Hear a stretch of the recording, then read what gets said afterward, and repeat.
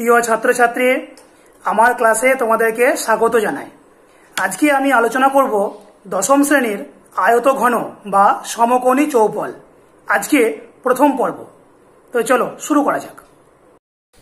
দেখো, আজকে চ্যাপ্টারের নাম হচ্ছে আয়তঘন অথবা সমকোণী চৌপল, রেক্টাঙ্গুলার প্যারালেলোপিপেড অর কিউবয়েড। দেখো, এখানে আমি বিভিন্ন ধরনের জিনিস রেখেছি। এই প্রত্যেকটা জিনিসকে বলা হচ্ছে ঘনবস্তু।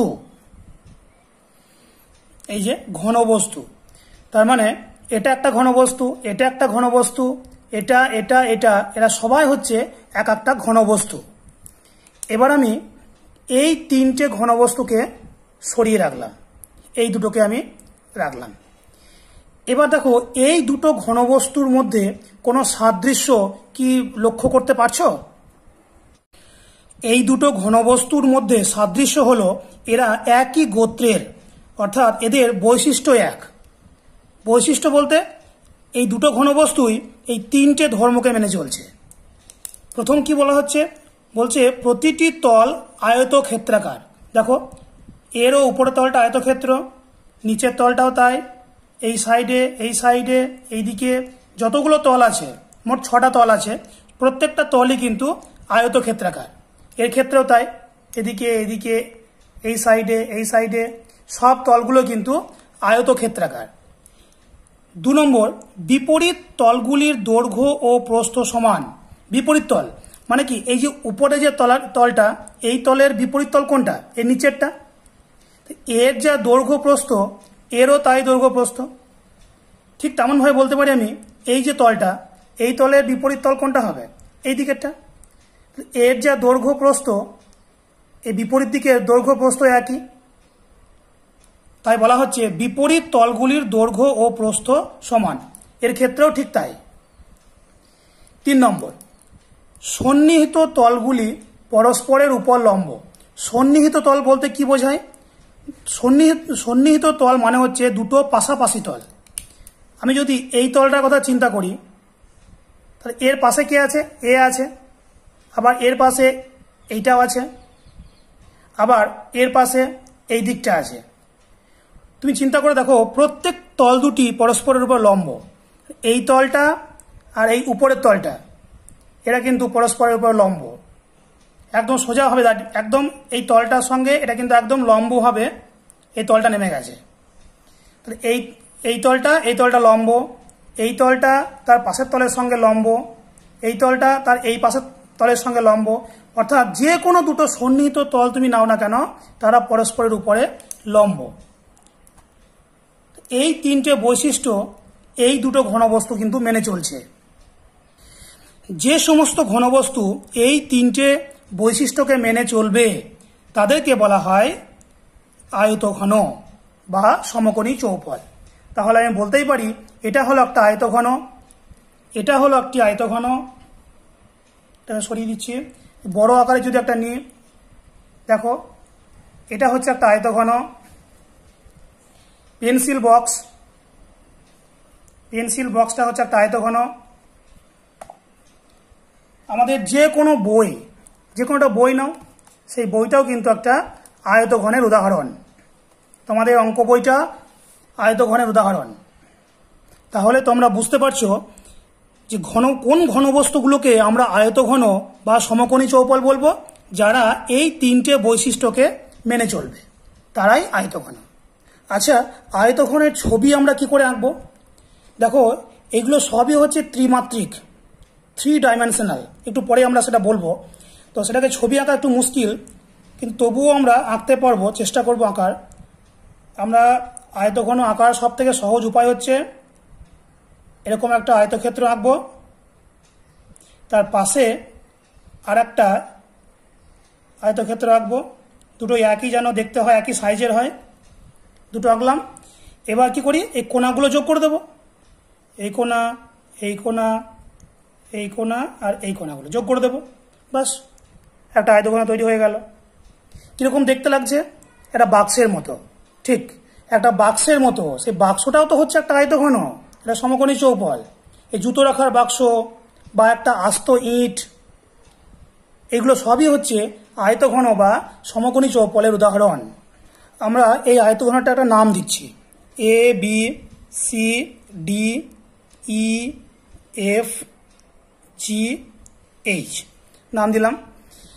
দেখো এই যে আয়তঘনটা আমি এঁকেছি, এই আয়তঘনটা দাঁড়িয়ে আছে এ বি সি ডি এটার উপরে। এই যে নিচে যেটা রয়েছে এটা নিচে রয়েছে, এইটাকে আমি বলবো ভূমি। অর্থাৎ এই অবস্থানে, এইরকম অবস্থায় এই আয়তঘনটির ভূমি হচ্ছে এটা। আচ্ছা, এই যে ভূমিটা হলো, এই ভূমিটা দেখো এইটা হচ্ছে দৈর্ঘ্য আর এইটা হচ্ছে তার প্রস্থ। এইটা হলো দৈর্ঘ্য, এটা হলো দৈর্ঘ্য আর এই দিকেরটা হচ্ছে প্রস্থ। এইটা দেখো আমরা বলেছি প্রত্যেকটা তল হচ্ছে আয়তক্ষেত্রাকার, তো এটা একটা আয়তক্ষেত্রাকার, তার দৈর্ঘ্য হচ্ছে এটা, প্রস্থ হচ্ছে এটা, আর এটা হলো তার ভূমি। বেশ, এবার উচ্চতা কোনটা হবে? উচ্চতা বলতে এই দেখো এই যে কতটা হাইট, কতটা উচ্চ, এইটা কিংবা এইটা, এ সবাই কিন্তু একই সমান, কতটা হাইট আছে এটাই তার উচ্চতা। অর্থাৎ এই সমকোণী চৌপলের উচ্চতা হচ্ছে এইটা কিংবা এইটা কিংবা এইটা কিংবা এইটা, এরা সবাই তো একই দৈর্ঘ্যের, অর্থাৎ এটা হচ্ছে তার উচ্চতা। তাহলে আমি দৈর্ঘ্য প্রস্থ এটাকে আমি বলতে পারি উচ্চতা। তাহলে এই সমকোণী চৌপলটার এটা দৈর্ঘ্য, এটা প্রস্থ, এটা উচ্চতা, এইগুলোকে বলা হয়, এই যে দৈর্ঘ্য প্রস্থ উচ্চতা, এইগুলোকে বলা হয় সমকোণী চৌপলটির মাত্রা বা ডাইমেনশন। মাত্রা বা ডাইমেনশন। তাহলে একটি সমকোণী চৌপলের মাত্রা কটি? 3টি। তোমাদের বইতে একদম লেখা আছে, দেখো দৈর্ঘ্য প্রস্থ উচ্চতা হলো সমকোণী চৌপলের মাত্রা। তাহলে সমকোণী চৌপলের মাত্রা কটি হবে? উত্তর হবে 3টি। এবার আসছি আয়তঘনের তল সংখ্যা, কটা তল আছে তোমরা নিজেরাই গুনে দেখতে পারবে। এর তল আছে দেখো, উপরে একটা নিচে একটা, দুটো, এই পাশে একটা এই পাশে একটা, 4টে হলো, এদিকে একটা 5টা আর এই পাশে একটা 6টা। এর তল সংখ্যা হলো 6টি। তোমাদের বইতে প্রশ্ন করেছে সমকোণী চৌপলের তল 6টি। এবার সমকোণী চৌপলের সমগ্র তলের ক্ষেত্রফলের সূত্র কি সেটা আমরা দেখব। সমগ্র তল বলতে তল কটি? 6টি।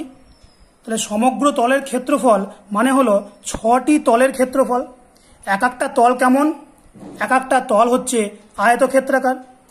এরকম 6টা তল আছে, প্রত্যেকটা তলের ক্ষেত্রফল কত করে হবে? আয়তক্ষেত্রের ক্ষেত্রফলে কি সূত্র? আমরা জানি দৈর্ঘ্য ইন্টু প্রস্থ, এটা হলো সূত্র। এখন দেখো এই ছবিটা, এখানে 6টাই তল আছে, আমি যদি একদম বেস থেকে শুরু করি, মানে ভূমি থেকে শুরু করি, তাহলে ভূমিটার ক্ষেত্রে ক্ষেত্রফল কোনটা? দৈর্ঘ্য ইন্টু প্রস্থ। এই দিকে যে তলটা, এই তলটা যেটা দাঁড়িয়ে আছে, এই তলটার ক্ষেত্রফল যখন বের করব তখন দৈর্ঘ্য ইন্টু প্রস্থ হবে। তো এখানে দৈর্ঘ্য বলতে এখানে উচ্চতাটাই কিন্তু এখানে দৈর্ঘ্যের কাজ করবে।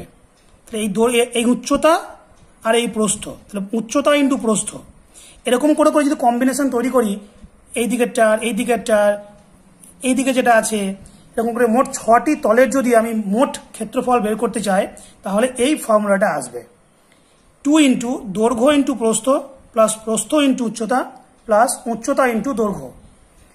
সূত্রটা একটু বড় মনে হচ্ছে, কিন্তু এটাকে মনে রাখার একটা নিয়ম আছে। নিয়মটা হচ্ছে এরকম, এখন একটা সার্কেল এঁকেছি, সার্কেলটা অ্যান্টি ক্লকওয়াইজ ঘুরছে, মানে ঘড়ির কাঁটার বিপরীত দিকে ঘুরছে। এটা দৈর্ঘ্য, এটা প্রস্থ, এটা উচ্চতা। তো প্রথমে হবে দৈর্ঘ্য থেকে প্রস্থ, এই যে তীর চিহ্ন এদিকে আছে, অ্যান্টি ক্লকওয়াইজ। দৈর্ঘ্য থেকে প্রস্থ, তাহলে প্রথমে হবে দৈর্ঘ্য ইন্টু প্রস্থ, এই যে দৈর্ঘ্য ইন্টু প্রস্থ, তারপরে প্রস্থ ইন্টু উচ্চতা, তারপরে উচ্চতা ইন্টু দৈর্ঘ্য। দৈর্ঘ্য প্রস্থ, প্রস্থ উচ্চতা, উচ্চতা দৈর্ঘ্য, এই যে দৈর্ঘ্য প্রস্থ, প্রস্থ উচ্চতা, উচ্চতা দৈর্ঘ্য, আর সামনে একটা 2 থাকবে। এইভাবে সূত্রটা তোমরা মনে রাখতে পারবে। এই হলো সমগ্র তলের ক্ষেত্রফল। এবার হচ্ছে ধার বা প্রান্তিকী কাকে বলে? ধার মানে হচ্ছে এই যে দুটো তল যেখানে মিশেছে, এই উপরের তলটা আর এই যে এই তলটা কোথায় মিশেছে? এই লাইন বরাবর মিশেছে, এটাকে বলা হয় ধার। এরকম কটি ধার আছে? আমি দেখতে পাচ্ছি একটা, দুটো, তিনটে, চারটে, উপরে চারটে, ঠিক তেমনভাবে নিচে চারটে, মোট 8টা হলো। এই একটা, এটা একটা, এটা একটা, তাহলে 8টা, 9টা, 10টা, আর এদিকে আছে 11টা, 12টা। মোট ধার বা প্রান্তিকের সংখ্যা হচ্ছে 12টি। এবার হচ্ছে শীর্ষবিন্দু। শীর্ষবিন্দু কোনগুলো? এই যে এই কোনাগুলোই শীর্ষবিন্দু। এ একটা শীর্ষবিন্দু, বি একটা শীর্ষবিন্দু, সি একটা, ডি একটা, ই, এফ, জি, এইচ, প্রত্যেকটা এক একটা শীর্ষবিন্দু। তাহলে শীর্ষবিন্দু কটা হচ্ছে? শীর্ষবিন্দু হলো 8টি। তোমাদের বইতে প্রশ্ন করেছে শীর্ষবিন্দু এখানে হবে 8টি। দেখো এই যে আমি আয়তঘনটা নিয়েছি, এই আয়তঘনটি দেখো দৈর্ঘ্য, আমি এটাকে মনে করছি দৈর্ঘ্য, এটা হলো প্রস্থ, আর উচ্চতা কোনটুকু? এইটুকু উচ্চতা। কতটা তার থিকনেস, এটাই তার উচ্চতা। এখানে দেখো দৈর্ঘ্যটা বড়, প্রস্থটা তার থেকে একটু ছোট, আর উচ্চতাটা আরো ছোট, অর্থাৎ দৈর্ঘ্য, প্রস্থ, উচ্চতা আলাদা আলাদা। এখন দৈর্ঘ্য, প্রস্থ এবং উচ্চতা এই তিনটেই যদি সমান হয়ে যায় তাহলে ঘনবস্তুটি দেখতে কেমন হবে? তার ছবি আঁকলে এরকম টাইপের হবে। এটা একটা বর্গক্ষেত্র। দৈর্ঘ্য, প্রস্থ, উচ্চতা যদি সমান হয় তাহলে তার চিত্রটা অনেকটা এইরকম হবে। দুটো বর্গক্ষেত্র আঁকলাম, এবার কোণাগুলো যোগ করে দিলাম। এটা একটা বিশেষ ধরনের আয়তঘন। এটা এঁকেছিলাম আর এটা আঁকলাম। এটাও একটা আয়তঘন। এর দৈর্ঘ্য, প্রস্থ এবং উচ্চতা তিনটেই সমান। দৈর্ঘ্য সমান প্রস্থ সমান উচ্চতা, তিনটেই এর সমান। এই বিশেষ ধরনের আয়তঘনকে বলা হয় ঘনক বা কিউব। একটা ঘনকের উদাহরণ কি হতে পারে বলতো? সব থেকে সুন্দর উদাহরণ হচ্ছে লুডোর ছক্কা। দেখবে লুডোর ছক্কাতে দৈর্ঘ্য, প্রস্থ, উচ্চতা তিনটেই সমান। বেশ, এবার তাহলে এই ঘনকের সমগ্র তলের ক্ষেত্রফল, তার সূত্র কি হবে? দেখো এই ফর্মুলা থেকেই চলে আসবে। দৈর্ঘ্য, প্রস্থ, উচ্চতা যেহেতু এর ক্ষেত্রে সমান, আমি ধরে নিচ্ছি এটা সমান হলো এ, একক, প্রত্যেকটাই এ করে। তাহলে দেখো এইখানে যদি মানটা আমি বসিয়ে দিই, ঘনকের সমগ্র তলের ক্ষেত্রফল সমান 2 ইন্টু দৈর্ঘ্য ইন্টু প্রস্থ, প্রস্থ ইন্টু উচ্চতা, প্রত্যেকটাই তো এ করে। তাহলে এখানে এ গুণ এ প্লাস এ গুণ এ প্লাস এ গুণ এ, তার মানে এটা হবে এ স্কোয়ার প্লাস এ স্কোয়ার প্লাস এ স্কোয়ার সমান 2 ইন্টু 3 এ স্কোয়ার, তার মানে হলো 6 এ স্কোয়ার বর্গ একক। এটা বলতে হবে, যেহেতু ক্ষেত্রফল বের করছি তাহলে এককটা হচ্ছে বর্গ একক। তাহলে ঘনকের সমগ্র তলের ক্ষেত্রফলের সূত্র হয়ে গেল 6 এ স্কোয়ার বর্গ একক, যেখানে এটা হলো একটি বাহুর দৈর্ঘ্য। এবারে আমি আসছি ঘরের 4 দেওয়ালের ক্ষেত্রফল। মানে ধরো তোমার ঘরের 4 দেওয়ালের রং করতে হবে, তাহলে মেঝে এবং ছাদ বাদ যাবে। তা 4 দেওয়ালের ক্ষেত্রফল বের করলে তবেই তুমি কতটা রং লাগবে তুমি বুঝতে পারবে। এখানে একটা জিনিস লক্ষ্য করে দেখো, ধরো আমি 4 দেওয়াল বলতে এই 4টে দেওয়াল আমি এখানে বুঝছি। দেখবে এই দেওয়ালের সঙ্গে তার বিপরীত দেওয়াল একই ক্ষেত্রফল যুক্ত। তাহলে এর যদি ক্ষেত্রফল বের করতে পারি তাকে 2 দিয়ে গুণ করলেই মোট পেয়ে যাব। আবার এর সঙ্গে এ সমান, তাহলে এ বের করতে পারলেই তাকে 2 দিয়ে গুণ করলে এটাও পেয়ে যাব, টোটালটা পেয়ে যাব। এইভাবে হিসাব করে দেখা যাবে একদিকে, ধরো আমি এইটার সঙ্গে এটা বের করছি, এইটা হয়তো হবে দৈর্ঘ্য ইন্টু উচ্চতা, শর্টে লিখছি, একদিকটা হলো। 2 দিকটা পেতে গেলে তাকে 2 দিয়ে গুণ করতে হবে প্লাস, এবার এই দিকটা চাই, এই দিকটা বেরোবে প্রস্থ ইন্টু উচ্চতা, 2 দিক পেতে গেলে 2 গুণ করতে হবে। এই হচ্ছে ফর্মুলা। সমান এখান থেকে দেখো 2 ইন্টু উচ্চতা কমন যাবে, তা থাকছে আমার দৈর্ঘ্য প্লাস প্রস্থ। এটাকে সাজিয়ে লিখলে হবে 2 ইন্টু দৈর্ঘ্য প্লাস প্রস্থ ইন্টু উচ্চতা। এবার দেখো 2 ইন্টু দৈর্ঘ্য প্লাস প্রস্থ, এইটুকু হচ্ছে ভূমির পরিসীমা। কারণ ভূমিটা কি, ভূমিটা হচ্ছে আয়তক্ষেত্র টাইপের, তাহলে আয়তক্ষেত্রের পরিসীমার সূত্র কি 2 ইন্টু দৈর্ঘ্য প্লাস প্রস্থ। তাহলে এইটার জায়গায় আমি পরিসীমা লিখতে পারি, তাহলে ভূমির পরিসীমা ইন্টু উচ্চতা। তাহলে 4 দেওয়ালের ক্ষেত্রফল এটাও হতে পারে, এটাও হতে পারে, যখন যেটা প্রয়োজন তখন সেটা আমরা কাজে লাগাবো। এবার হচ্ছে আয়তঘনের কর্ণের দৈর্ঘ্য। কর্ণ বলতে কি বোঝায়? আমরা জানি একটা চতুর্ভুজের, যা খুশি আঁকলাম চতুর্ভুজ, এর কর্ণ কোনটা হয়? এই কোণ থেকে এই যে শীর্ষবিন্দু, এই শীর্ষবিন্দু দুটোর যোগফল যেটা সরলরেখা, এটা হলো কর্ণ। তো এই যে আয়তঘন এখানে এঁকেছি আমি, এর কর্ণ কোনটা হবে? এর কনসেপ্ট হচ্ছে, কর্ণের কনসেপ্ট হচ্ছে, তুমি যে ঘরে বসে আছো বা আমি যে ঘরে বসে ভিডিও করছি, এই ঘরটিও হচ্ছে একটি আয়তঘনের উদাহরণ। তুমি মনে করো যে তোমার ঘরটিতে সব থেকে লম্বা একটা দণ্ড, একটা লাঠি তুমি রাখতে চাও, তাহলে লাঠিটিকে কোন বরাবর রাখতে হবে, মানে কিভাবে রাখতে হবে, সেইটা যদি তুমি বুঝতে পারো তাহলে সেটাই হচ্ছে তার কর্ণ। তুমি দেখবে কেউ হয়তো রাখলো, একটা লাঠিকে রাখলো, এই ধরো এই যে ভূমি, সে ভূমির যে কর্ণ বরাবর এইভাবে নিচে শুয়ে রাখলো, এই লাঠিটাকে নিচে শুয়ে রাখলো।